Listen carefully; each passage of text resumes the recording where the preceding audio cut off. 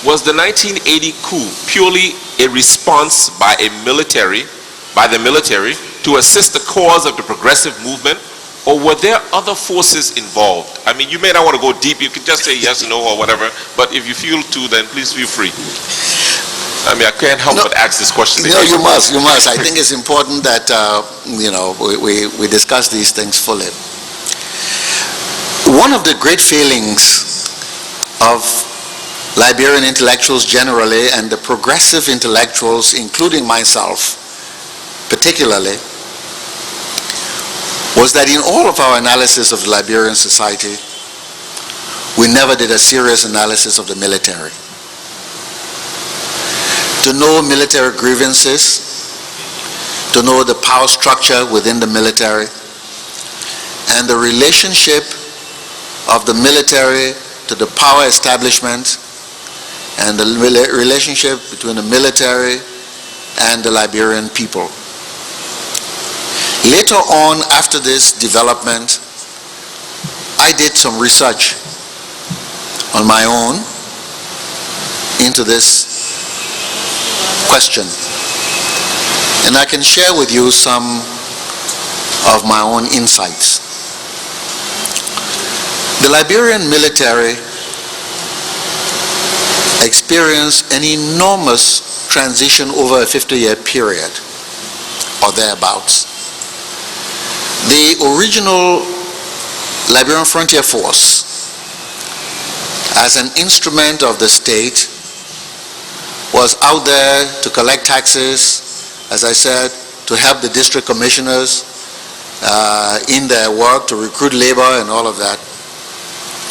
And they had an important function serving as servants, house servants included, of government officials. The equivalent of official houseboys, running errands for the people they assigned to, cleaning the man's shoes in the morning, taking care of the house in the evening, taking care of the children and that sort of thing. If you look at the origins of the military, where these people were coming from and what were their roots in their indigenous societies, many of them were recruited by paramount chiefs and others, and they came to serve this role. In other words, they were recruited through a system of patrimonial control and brought in as the link between a rural-based indigenous patrimonial system and an urban Liberian government, state-supported or state-characterized patrimonial system. Presidents, ministers, Secretary of Interior, Defense, all that dealt with chiefs who sent people to join the LFF, Liberian Frontier Force. So this role of servants and all that linked to patrimonial arrangements underwent some change because of changing demands. By the time we got into the late 50s, early 60s, the need for a change of the role of the Liberian military became apparent. Two factors were driving that change. One was the industrialization of the economy and all of the labor-related issues that required pacification. The second was some international requirements. By the 1960s, 1961, the requirements of international peacekeeping, the Congo, for example. Remember, we sent some people out there. Then there was a need we saw in all of these new developments for a better trained military, a professional military. Therefore, a movement from this patrimonial houseboy related military to a professional military. That was when the need for a military academy became important. So the Tupman Military Academy was established, I don't know, sometimes late 60s or early 70s, I'm not sure of the date, but in response to these needs that were emerging. The problem now was the recruitment to that military academy. Where did the recruits come from? We said then we wanted educated young men. We did not go to recruit them from the universities and from the high schools. We went to the peri-urban areas, and we went to that class of young men that border on what some would call the lumpen proletariat. And I'm talking about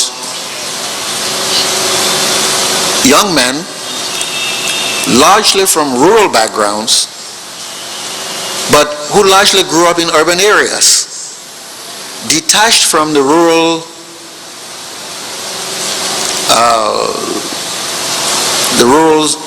system, but not fully integrated into an urban one. There's a similar problem in Sierra Leone. And so these young men were among the dispossessed of the urban areas. We recruited them into the military. We gave them some training.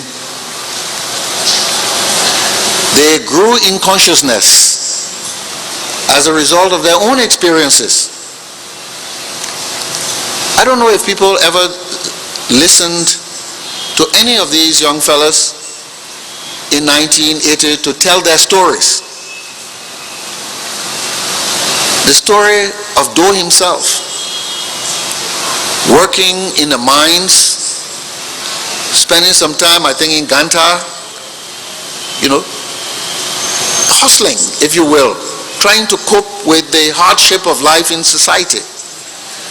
The story of many of them.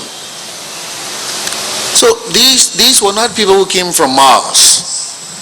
Neither were they people who did not have the capacity to see our society in a perspective that alienated them. These people worked with officials of government who sent them on errands,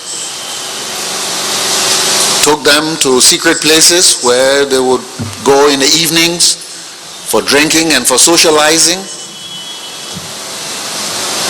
Some of them, of our officials, probably didn't even know the names of some of these fellas who serviced them. So I think we must understand this social context. And then if we do, we will see that this group did not need to be told that, look, go and do this stuff on behalf of us, whoever the us might be. Because if they had been told to do this on behalf of the us, those who were the us would have been in control. They went in response to where they saw the society were going and their interpretations of what were going to be happening in the society, saw an opportunity and responded. Many of them have said, I had heard from at least 4 of the fellows who made the coup or were related in that period to the exercise of coup making, that somewhere on the eve of April 14, they were brought down from, I think, Todi or somewhere. And the president came downstairs early in the morning to address them. and he was, for all practical purposes, appealing to them to be loyal and to perform in the interests of the government. I heard later from at least 3 of them that experience conscientized them to the fact that they ultimately were the bedrock of the power of the state. Now, if you don't teach these people this kind of thing in military academy, and if you don't organize your governing arrangements so that there is a loyalty and a reciprocity in the kind of relationships that are developed between the state and members of the military, and only in your hour of great need you choose to make this type of appeal, then of course people remember that they have choices. And so we need a fuller investigation of the military and a movement away from the simplistic solutions, because the simplistic solutions put forward a very demeaning analysis of Liberians. The assumption that people who are not highly educated are not able to think strategically, to do calculations, and to make decisions. This is how we deface and dehumanize the poor, that they're not there. No matter if they know what they're doing. They do know what they're doing. What they're doing is done on the basis of their own interpretations of their experiences or their interactions with their society, people in their society. So, Commissioner, there were people in that group who told me that I've been behind this man for 4 years, the man doesn't know my name. That's a serious indictment. And so in an event of crisis, when such individual withdraws support, what do you expect? Are we at loss to understand why there was not much loyalty? So, I couldn't say much more than this. No, I respect that, and I understand your heart very clearly. Thank you.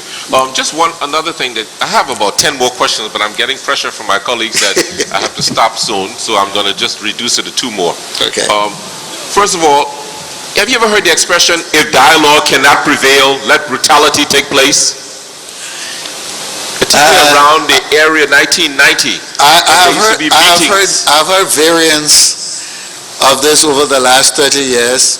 One was, you have your MA, I have my M16. That one, if dialogue or negotiation or something doesn't prevail, then we will resort to brutality. Yes. The context was there were meetings held. We got evidence of meetings that were held in the Garnersville area during that time of 1980 when PPP was trying to overthrow the government. And at one of these meetings, we have a testimony of someone who said that this kind of comment was made by the people at that time. And the concept was that if we try to dialogue and there's no way, we must prepare our alternatives. So it's like 2 forces were just naturally going towards each other, and history naturally has given us the result. So I'll leave that as it is.